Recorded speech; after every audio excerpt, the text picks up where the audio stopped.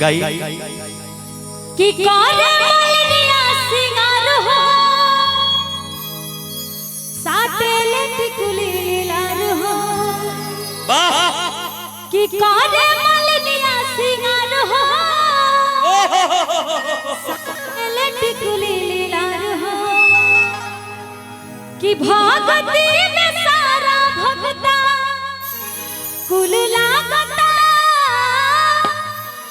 भगती में सारा भगता कुल लागता।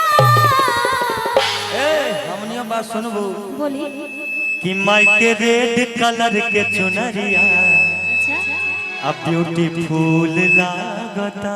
बीच में चूई जाए का कहता नहीं कि रेड कलर के चुनरिया ब्यूटीफुल लागता। आज रौरो रेडे कलर के बा करे मालिनिया सिंगार हो साथे टिकुली लाल हो करे मालिनिया सिंगार हो साथे टिकुली लाल हो भगती में सारा भगता कुल लागता भगती में सारा भगता कुल लागता। माई के रेड कलर के चुनरिया ब्यूटीफुल लागता। माई के रेड कलर के चुनरिया ब्यूटीफुल लागता।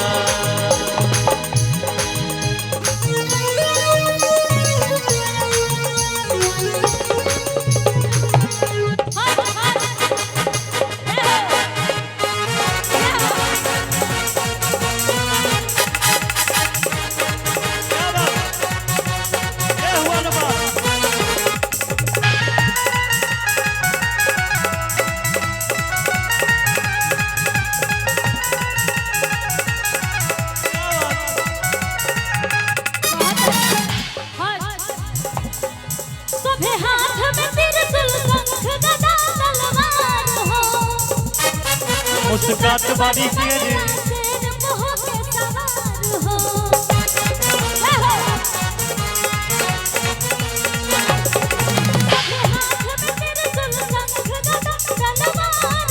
मुस्कात बारी मैया शेर बहो के सवार हो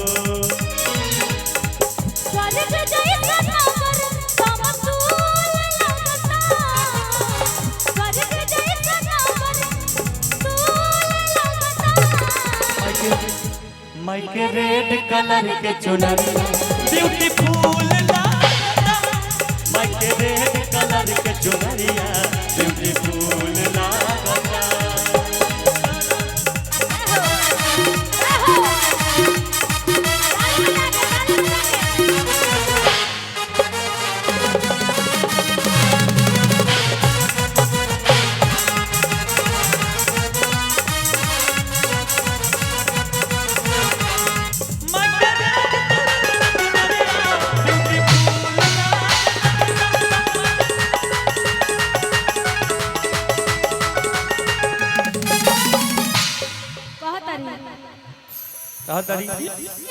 शिवेश पुनीता पूजन माई के करेले आदि शक्ति के ध्यान अर्जुन शर्मा धरेले।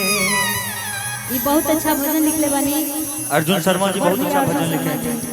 उनका क्या गाना हिट रहे बहुत गाना हिट बा। हाँ तो का कहे के बाद शिवेश पुनीता पूजन माई के करेले जयनगर वाला सभे लोग माई के ध्यान धरेले।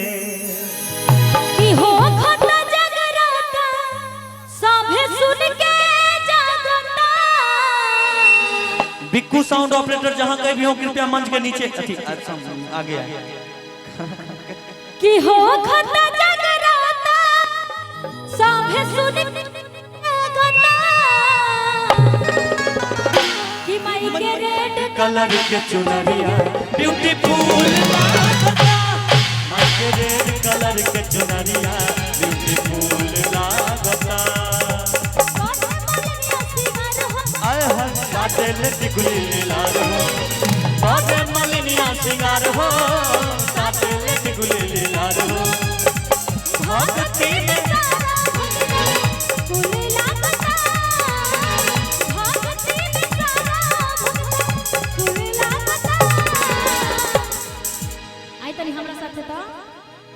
कि माई के रेड कलर के चुनरिया ब्यूटीफुल लागता माई के रेड कलर के चुनरिया ब्यूटीफुल लागता माई के रेड कलर के चुनरिया ब्यूटीफुल लागता माई के मुझे सावन के बरसे ले बदरिया रे मुझे सावन के बरसे ले बदरिया रे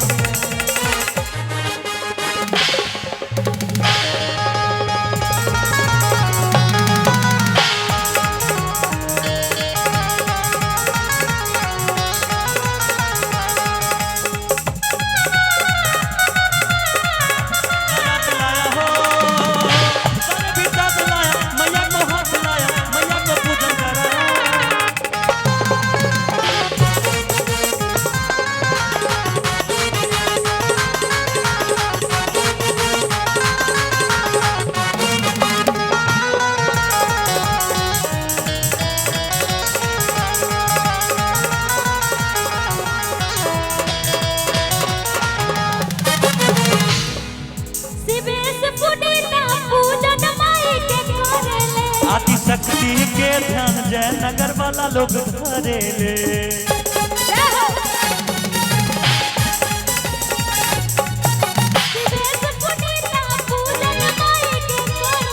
आदि शक्ति के ध्यान गररिया वाला लोग धरे ले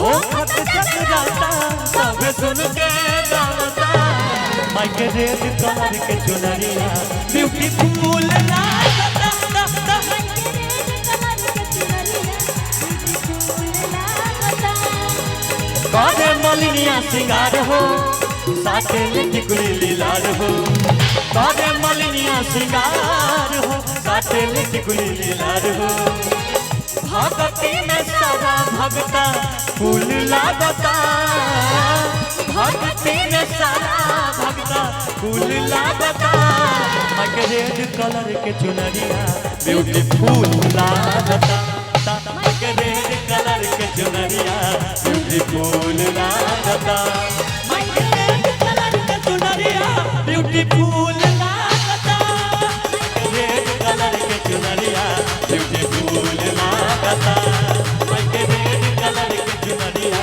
ब्यूटीफुल लागता माई के रेड कलर के चुनरिया ब्यूटीफुल लागता माई के रेड कलर के चुनरिया ब्यूटीफुल लागता माई के रेड कलर के चुनरिया ब्यूटीफुल लागता कि माई के रेड बोली कलर सच्चे के दरबार की चुनरिया ए पुनीता कि माई के रेड कलर के चुनरिया ब्यूटीफुल ना लागता पुनीता के नीक लागता क्या बात है